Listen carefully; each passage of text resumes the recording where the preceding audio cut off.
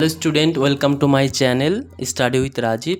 আজকের সেশনে আমরা ক্লাস 10-এর 4 নম্বর চ্যাপ্টারের যে আয়তঘনক সম্পর্কিত অঙ্কগুলো রয়েছে সেই অঙ্কগুলো আজকের এই সেশনে আমরা আলোচনা করব। কেমন? তো প্রথমে আমরা জেনে নিই আয়তঘনক আমরা কাকে বলবো, ঘনক কাকে বলবো। ঠিক আছে, আয়তঘনক বলতে আমরা মার্চেস বক্স, দেশলাই বাক্স যাকে বলে, এবং ফোন কিনলে যে ফোনের যে বক্স দেয় সেই বক্সটা হচ্ছে আয়তঘনক। কেমন? আয়তঘনকটা দেখতে কেমন হয়?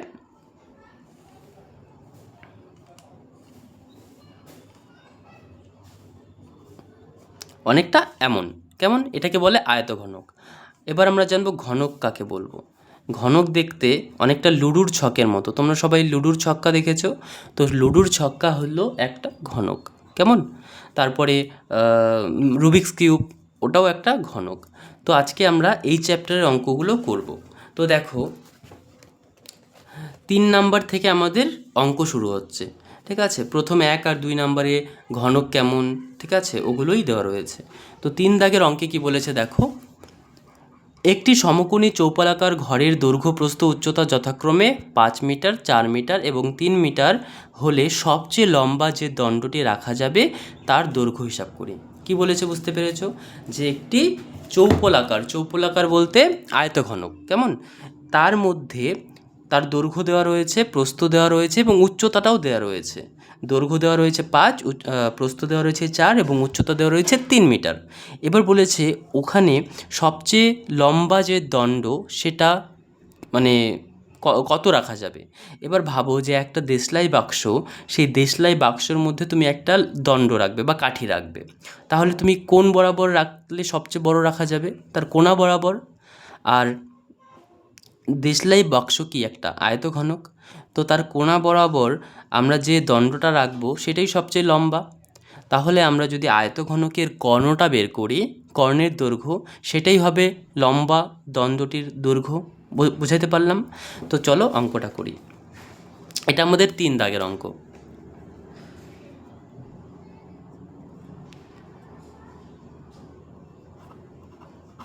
চৌপলাকার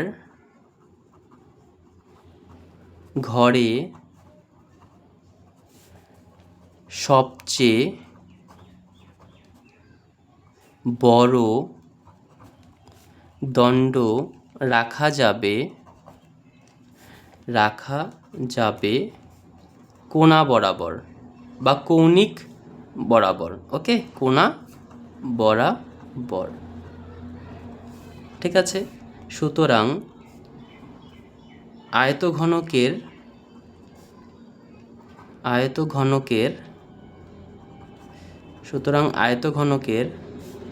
কর্ণ এটা সমান হবে কার সাথে? সবচেয়ে লম্বা দণ্ড, সবচেয়ে লম্বা দণ্ড। বোঝাতে পারলাম? আয়তঘনকের কোণা বরাবর যে দণ্ডটি রাখা যাবে সেটাই সবচেয়ে কী হবে? লম্বা হবে। ঠিক আছে, এবার আয়তঘনকের দৈর্ঘ্য, প্রস্থ, উচ্চতা দেওয়া রয়েছে। আয়তঘনকের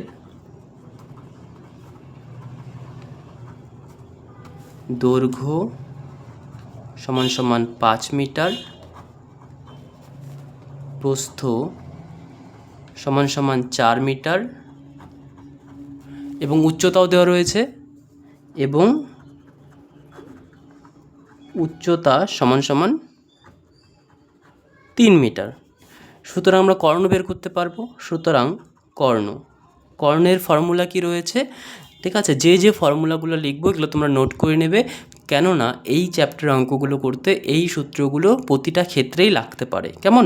তো আয়তঘনকের কর্ণের দৈর্ঘ্যর ফর্মুলা কি? √, দৈর্ঘ্য স্কয়ার প্লাস প্রস্থ স্কয়ার প্লাস উচ্চতা স্কয়ার। এবার দেখো দৈর্ঘ্য কত? দৈর্ঘ্য আমাদের 5 মিটার, প্রস্থ কত আমাদের? 4 মিটার এবং উচ্চতা রয়েছে আমাদের 3। এবার দেখো 5-এর স্কোয়ার মানে কত? 5-এর স্কোয়ার মানে 25, 4-এর স্কোয়ার মানে কত? 16 এবং 3-এর স্কোয়ার মানে 9। এবার প্রত্যেকটাকে যোগ করলে কত হয়ে যাচ্ছে? 16 আর 9 25 প্লাস 25 মানে 50। এবার দেখো √50কে আমরা লিখতে পারি তো 5 গুণ 5 ইন্টু 2, মানে 5 5 25 গুণ 2 50। দুটো 5 রয়েছে, আমরা জানি √এর ভেতরে যদি একটা সংখ্যায় দুবার থাকে তাহলে তার মধ্য থেকে একটা হয়, তাই না? এখানে যেহেতু দুটো 5 রয়েছে তার মধ্য থেকে কটা আসবে? একটা বাইরে আসবে।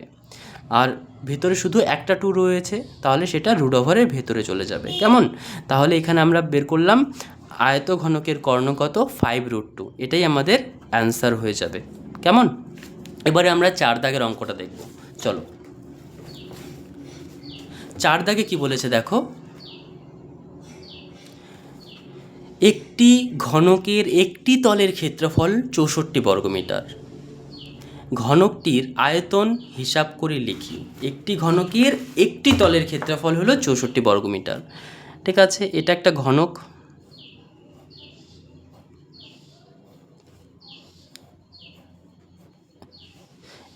এটা একটা ঘনক। এবার বলেছে এই ঘনকের একটি তল বলতে ধরো এটা এ, এটা বি, এটা সি, এটা ডি। এই যে তলটা, এটা একটা তল। এইভাবেও এটা এটা এটা এটা একটা তল। তো সেই বলেছে যে একটি তলের ক্ষেত্রফল দেওয়া রয়েছে কত? 64 বর্গমিটার। এবার ভালো করে দেখো, একটি ঘনকের একটি তল মানে কি? এটা একটা বর্গক্ষেত্র না? এটা একটা বর্গক্ষেত্র। তাহলে বর্গক্ষেত্রর ক্ষেত্রফল বের করার ফর্মুলা আমরা জানি বাহু স্কয়ার। আর সেটা তো আমাদের অ্যান্সারটা দেওয়াই রয়েছে কত? 64। তাহলে সেখান থেকে আমরা কি পেয়ে যাব? বাহু পেয়ে যাব।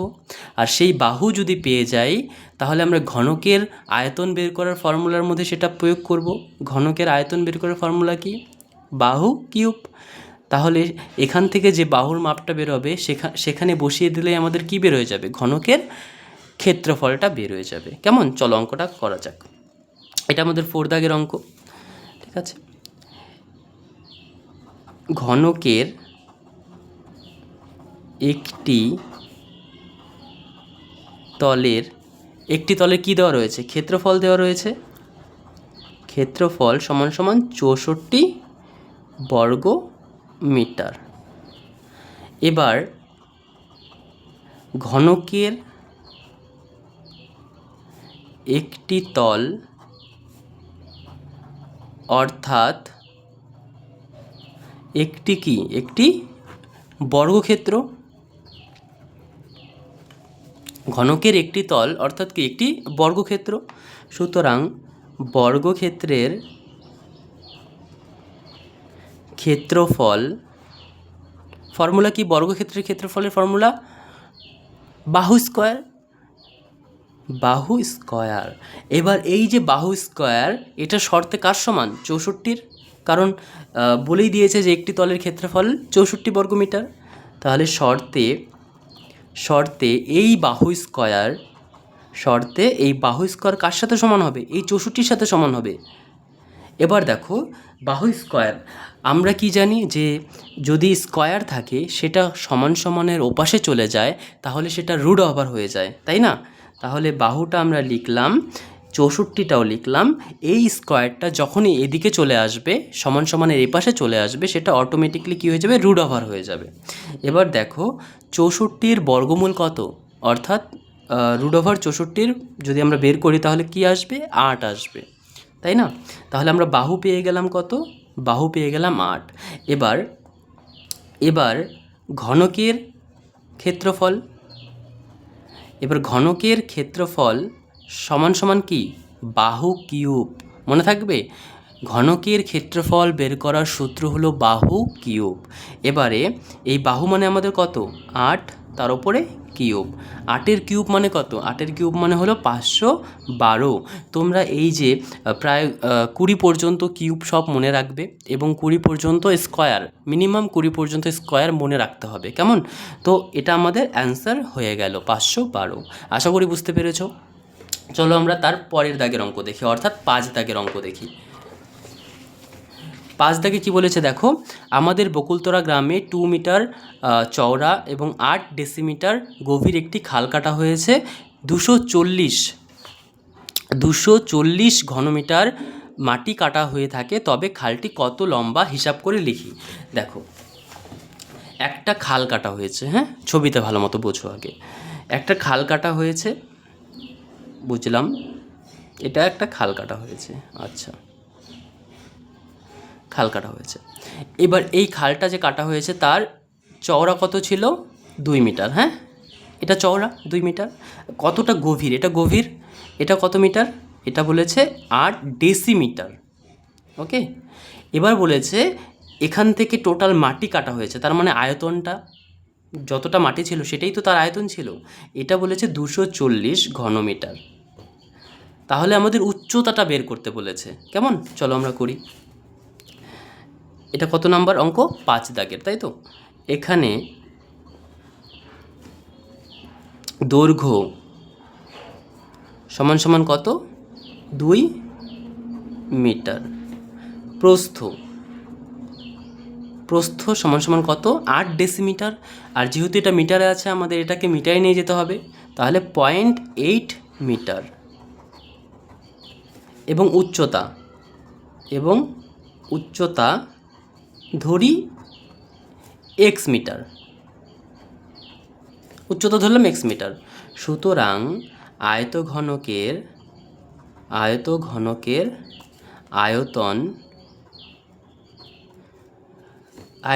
আয়তনের ফর্মুলা কি? দৈর্ঘ্য ইন্টু প্রস্থ ইন্টু উচ্চতা। মনে থাকবে, দৈর্ঘ্য ইন্টু প্রস্থ ইন্টু উচ্চতা। এটা হলো আয়তঘনকের আয়তন। ঠিক আছে, এবার এটার যা দৈর্ঘ্য কত আমাদের ছিল? 2 মিটার। ঠিক আছে, ইন্টু প্রস্থ কত? 0.8 ইন্টু উচ্চতা কত? এক্স। বোঝা গেল? এবার এটার সাথে সমান কত হবে? 240 মিটার, কারণ বলেই দিয়েছে যে এতটা মাটি কাটা হয়েছে, আর যতটা মাটি কাটা হয়েছে সেটাই তো তার আয়তন ছিল, তাই না? তাহলে শর্তে 2 ইন্টু 0.8 ইন্টু এক্স সমান সমান কত? 240। এবার দেখো আমরা দশমিক উঠিয়ে দিই, তাহলে নিচে কত বসবে? একটা 10 বসবে, তাই না? এবার আমরা এক্স বের করব, মানে উচ্চতাটা বের করব। তাহলে 240টা লিখলাম। এবার দেখো সমান সমানের বাঁদিকে যেগুলো নিচে থাকে অর্থাৎ ভাগ আকারে থাকে সেটা সমান সমানের ওপারে গেলে গুণ আকারে হয়ে যায়। তাহলে এই দিকে নিচে শুধুমাত্র 10 রয়েছে, তাহলে সেটা ওপরে আসলে কি হয়ে যাবে? গুণ হয়ে যাবে। এবং বাঁদিকে যেগুলো গুণ আকারে থাকে সেগুলো সমান সমানের ডান দিকে এলে সেগুলো ভাগ হয়ে যায় অটোমেটিকলি। তাহলে উপরে কে ছিল? 2 ছিল আর 8 ছিল, সেটা কোথায় এসে যাবে? নিচে চলে আসবে। বুঝতে পেরেছো? এবার আমরা কাটাকাটি করব। দেখো 8 দিয়ে আমরা 240কে কাটতেই পারি। কত হয়? 3 8 24 হয়ে যাচ্ছে, আর শূন্য ছিল শূন্য বসিয়ে দিলাম। কেমন? 2 দিয়ে আমরা 10কে কাটতে পারি। কত হবে? 5 হবে। এবার 3 5 কত হচ্ছে? 3 5 15। 3 5 15 আর শূন্য। ঠিক আছে, তাহলে 150 মিটার। এটা আমাদের কি? এটা আমাদের বের হলো উচ্চতা। আশা করি তোমরা এই অঙ্কটাও বুঝতে পেরেছো। যদি কোনো অঙ্ক বুঝতে কোনো রকম অসুবিধা হয় আমি নিচে ডেসক্রিপশানে তোমরা কমেন্ট করে অবশ্যই জানাবে। তাছাড়াও আমি ডেসক্রিপশানে আমার কন্ট্যাক্ট নাম্বার, হোয়াটসঅ্যাপ নাম্বার সবই দিয়ে রাখবো, তোমরা চাইলে আমাকে যোগাযোগও করতে পারো। কেমন? চলো এবার আমরা 6 দাগের অঙ্ক দেখি। 6 দাগে কী বলেছে দেখো। 6 দাগে বলেছে যে একটি ঘনকের কর্ণের দৈর্ঘ্য 4√3 সেমি হলে ঘনকটির সমগ্র তলের ক্ষেত্রফল হিসাব করে লিখি। ঠিক আছে, বলেছে একটি ঘনকের কর্ণের দৈর্ঘ্য 4√3 সেমি হলে ঘনকটির সমগ্র তলের ক্ষেত্রফল হিসাব করি। খুবই ইজি। ঠিক আছে, এটা আমাদের 6 নম্বর অঙ্ক। কি বলেছে? একটি ঘনক এর বলেছে এর কর্ণের দৈর্ঘ্য মানে কোনাকুনি, এটার দৈর্ঘ্য হচ্ছে 4√3। ঠিক আছে, এটা যদি হয় তাহলে ঘনকের সমগ্র তলের ক্ষেত্রফল। ঠিক আছে, আমরা ঘনকের বাহু ধরি এ সেমি। ঠিক আছে, এ সেমি। সুতরাং ঘনকের কর্ণ, এবার ঘনকের কর্ণের ফর্মুলা কি? √3 ইন্টু বাহু। আমরা এ ধরে নিয়েছি তাই এ লিখলাম। ঠিক আছে, এবার এটার সাথে সমান কোনটা হবে? এইটা, কারণ বলেই দিয়েছে যে ঘনকের কর্ণের দৈর্ঘ্যটা হলো 4√3। তাহলে শর্তে এই 3 × a, এটা সমান সমান কি 4√3, তাই তো। এবার দুদিক থেকে √3 কী হয়ে যাবে, ক্যান্সেল হয়ে যাবে। a সমান সমান কত 4 সেমি, তাহলে বাহু আমরা পেয়ে গেলাম কত 4 সেমি। কেমন? এবার ঘনকের সমগ্র তলের ক্ষেত্রফল, এবার ঘনকের সমগ্র তলের ক্ষেত্রফল, সমগ্র তলের ক্ষেত্রফল, ঘনকের সমগ্র তলের ক্ষেত্রফলের ফর্মুলা কি 6a², অর্থাৎ 6 × বাহু স্কোয়ার, এ বলতে বাহু, ঠিক আছে, 6a², এ বলতে কত আমাদের 4 এর স্কোয়ার, ঠিক আছে, 4 এর স্কোয়ার মানে কত 16। এবার 6 16 কত হয়, 6 6 36, 36-এর 6 থাকলো 3, 6 × 6 = 9, অর্থাৎ 96। তাহলে কত আসলো আমাদের অ্যান্সার 96। আর যেহেতু আমরা কি বের করেছি, এটা সমগ্র তলের ক্ষেত্রফল, তাহলে এটা ঘন সেমি, 96 ঘন সেমি। আশা করি তোমরা এই অঙ্কটাও বুঝতে পেরেছো। আজকের সেশনে আমরা 6 দাগ পর্যন্তই কমপ্লিট করলাম, এর পরের সেশনে আমরা বাকি অঙ্কগুলো আলোচনা করব, ঠিক আছে। তোমরা যদি এই অঙ্কগুলো বুঝতে পেরে থাকো তাহলে অবশ্যই চ্যানেলটিকে সাবস্ক্রাইব করে নেবে, কেননা অঙ্কের সমস্ত ভিডিও তোমরা এই চ্যানেলে পেয়ে যাবে এবং খুব ইজিলি তোমাদেরকে গাইড করা হবে, ঠিক আছে। চ্যানেলটিকে সাবস্ক্রাইব করে দেবে এবং বেল আইকনটা অবশ্যই প্রেস করে দেবে, যাতে অঙ্কের সমস্ত ভিডিওর নোটিফিকেশন সবার আগে তোমার কাছে পৌঁছায়। Thank you all. আজকের সেশনটা এতটুকুই থাকবে, কেমন?